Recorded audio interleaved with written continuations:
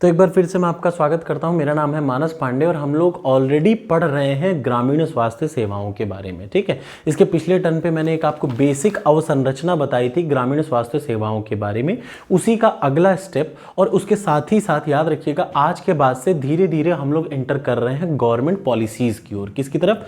Government की या सरकारी योजनाओं के विषय में। ठीक है, अब चूंकि जब आप अपने सिलेबस को देखेंगे ना, तो योजनाओं में आपको, अब ऐसे तो 1,00,000 योजनाएं हैं भैया, गवर्नमेंट की कितनी पढ़ सकते हैं, लेकिन हमें उन योजनाओं को पढ़ना है जो कि खास तौर से ग्राम से रिलेटेड हो। ठीक है, तो मैं वहीं से स्टार्ट कर रहा हूं। अब ये हर एग्जाम, जो कि चाहे IAS हो, चाहे PCS हो, चाहे हर एग्जाम में आता है और हर एग्जाम में अलग अलग चीज़ें पूछता है। हर एग्जाम में एक टाइप की चीज़ें नहीं पूछता। जैसे अगर यूपी का कोई एग्जाम है तो उसमें आपसे डेट पूछेगा, ईयर पूछेगा कि ये योजना किस ईयर में हुई। अगर कोई मेन यूपी PCS का ही एग्जाम चल रहा है तो उसमें ये भी ऐड कर देगा कि इसकी क्या क्या खासियत है, इसके टारगेट ऑडियंस क्या है, ये पूछ लेगा।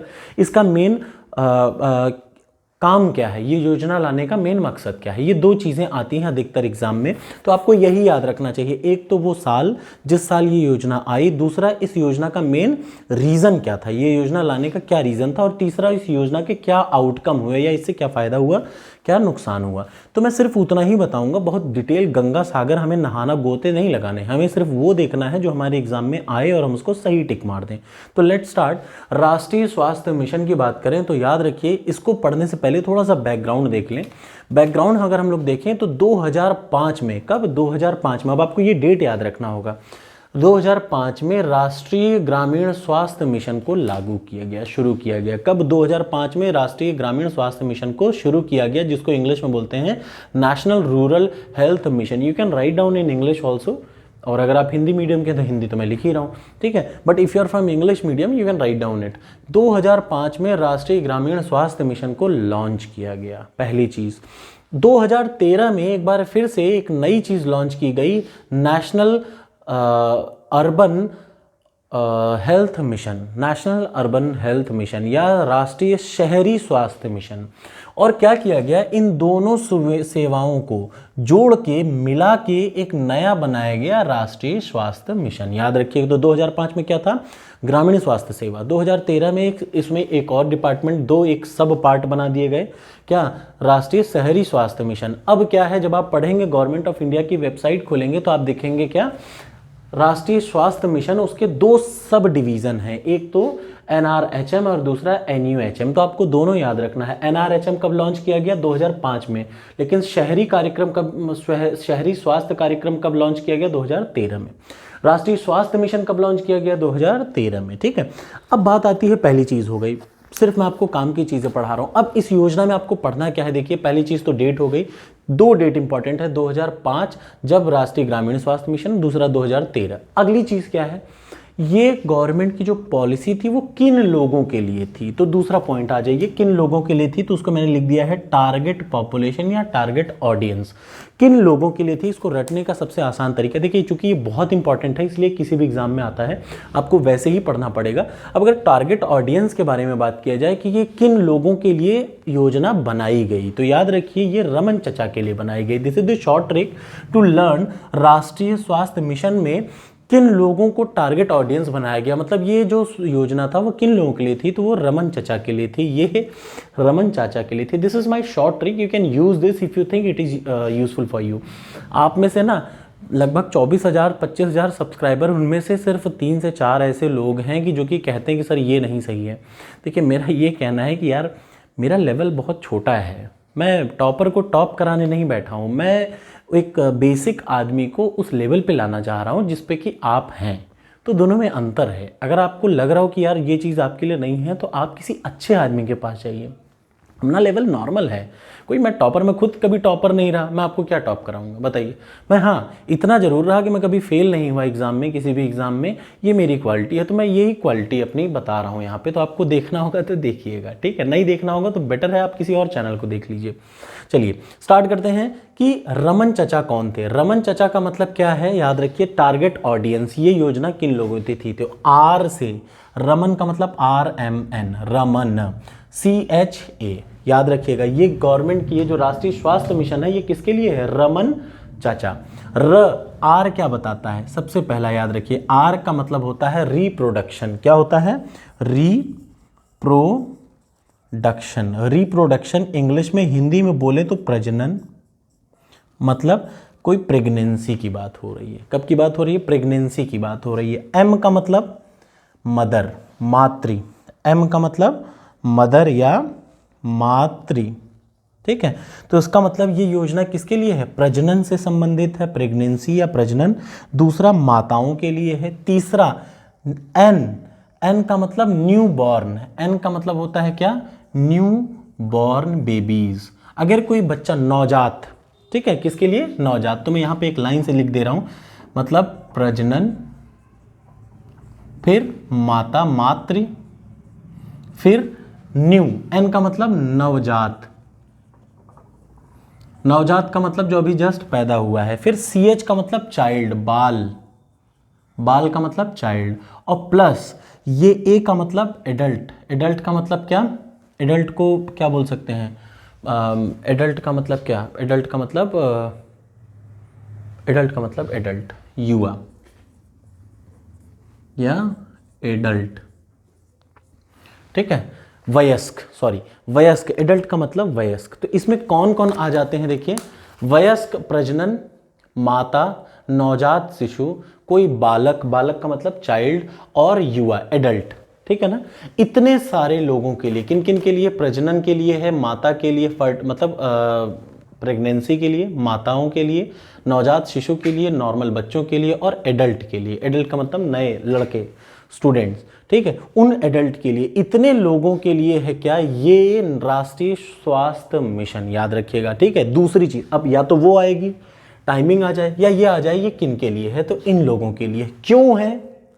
तो याद रखिए, ये स्वास्थ्य मिशन है संचारी और गैर संचारी। गैर संचारी और संचारी रोग क्या होते हैं? एक अभी हाल में जो कोरोना आया, एक ऐसा रोग था, संचारी था। छींका, आपको फैल गया, उसने छींका, वो किसी और को फैल गया, दिस इज कॉल्ड संचारी। संचारी का मतलब कम्युनिकेबल डिजीज, ऐसी डिजीज जो एक आदमी से दूसरे आदमी में कम्युनिकेट कर सके, दैट इज कॉल्ड संचारी, ठीक है। गैर संचारी का मतलब एक ऐसा रोग जो मुझे है वो दूसरे को नहीं हो सकता, जैसे छूने से एड्स नहीं फैलता, ये क्या है? गैर संचारी रोग। एक दूसरे में ऐसे नहीं फैलेगा जब तक आप जबरदस्ती, भाई एड्स क्या है? जब तक हम छूने से नहीं फैलता, संचारी है, लेकिन गैर संचारी इस सेंस में है कि यार छूने से नहीं फैलेगा, छींकने से एड्स नहीं फैलेगा, मैं सामने छींक दे रहा हूँ, एड्स नहीं फैलेगा, ठीक है। तो गैर संचारी का मतलब नॉन कम्युनिकेबल, जो एक दूसरे से ट्रांसफर हो ना हो पाए, और संचारी का मतलब जो एक दूसरे से ट्रांसफर हो पाए, जैसे छींक, सर्दी, जुकाम, ये सब क्या है? संचारी हैं। तो याद रखिएगा, ये राष्ट्रीय स्वास्थ्य मिशन इतने लोगों के लिए है, रमन चचा के लिए है, पहली चीज। दूसरा, किस टाइप के रोगों के से बचने के लिए है? संचारी और गैर संचारी रोगों से बचाने के लिए मजबूत रक्षा प्रणाली बनाने को लेकर ये पॉलिसी बनाई गई है, ठीक।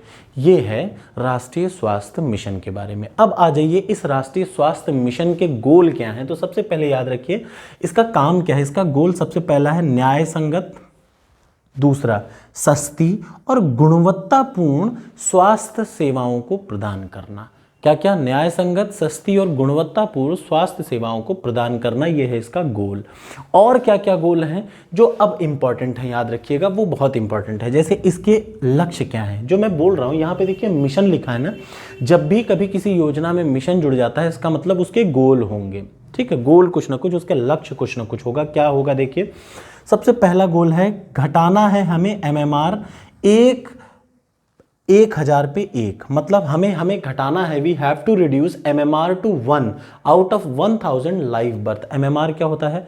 मैटरनल मोर्टिलिटी रेशियो, मातृ मृत्यु दर। मातृ मृत्यु दर का मतलब जैसे ही जो प्रेगनेंसी के दरमियान में औरतों की डेथ हो जाती है, तो उस डेथ को हमें घटा के कितना लाना है? 1000 पे। हम इतना चाहते हैं कि एक ही औरत की डेथ हो, इतना घटा दें। ये किसका है? याद रखिएगा, ये और किसी का नहीं बता रहा हूं मैं, ये बता रहा हूं राष्ट्रीय स्वास्थ्य मिशन के बारे में। तो सबसे पहला क्या है? MMR रेशियो को घटाने की बात की गई है, किसमें? राष्ट्रीय स्वास्थ्य मिशन में। अब आप लोग जानते होंगे, जो लोग पीसीएस की तैयारी कर रहे हैं उनके लिए ये तीनों रेशियो बड़े इंपॉर्टेंट है, तो आप इसको कहीं से डेटा निकाल के पढ़ लीजिएगा, ठीक है। मैंने बताया, पिछले वीडियो में मैंने बता भी रखा है। अब दूसरा आ जाइए, दूसरा है to reduce the IMR to 25 out of 1000। Infant mortality ratio, कोई बच्चा जिसका जन्म अभी हुआ है, जन्म से अपने पहले बर्थडे के बीच में अगर उसकी डेथ हो जाती है तो वो किस में आ जाएगा, इन्फेंट मोर्टिलिटी रेशियो, मतलब शिशु मृत्यु दर। शिशु मृत्यु दर कब होती है, जन्म, बच्चे के जन्म से लेके एक पहले बर्थडे के बीच की जो समय है, इस दरमियान में अगर किसी बच्चे की डेथ हो जाती है तो वो किस में आएगा, तो वो आएगा शिशु मृत्यु दर में। और उसे हमें घटाना कितना है, 25 पे लाना है आउट ऑफ 1000 पर बर्थ। 1000 बच्चे जन्म लें तो उसमें से सिर्फ 25 बच्चे ही की डेथ हो पाए, हमें इतना अपने आप को अपग्रेड करना है, मतलब कम से कम डेथ हो। तीसरा जो है TFR, टोटल फर्टिलिटी रेशियो को 2.1 लाना है, घटा के कितना लाना है, 2.1। टोटल फर्टिलिटी रेशियो क्या होता है जानते हैं, एक माता अपने प्रजनन काल में, मैं बता चुका हूं पिछली वीडियो में, एक बार फिर से बता दे रहा हूं, total fertility ratio, total fertility ratio, कुल प्रजनन दर क्या होती है, कुल प्रजनन दर होती है कि एक औरत अपने प्रजनन काल में, प्रजनन काल का मतलब वो टाइम जिसमें एक औरत बच्चा दे सकती है, ये मैंने आपको पिछली वीडियो में बनाया है। एक औरत अपने पूरे जीवन के प्रजनन काल में जितने बच्चों को जन्म दे सकती है, ये क्या कहलाता है, TFR, टोटल फर्टिलिटी रेशियो। और इसको घटा के कितना लाना है, 2.1। इस पर ऑलरेडी मैंने एक वीडियो बना रखी है, आप उसको देख सकते हैं अगर आपकी इच्छा हो तो, नहीं इच्छा हो तो कोई ज़रूरत नहीं।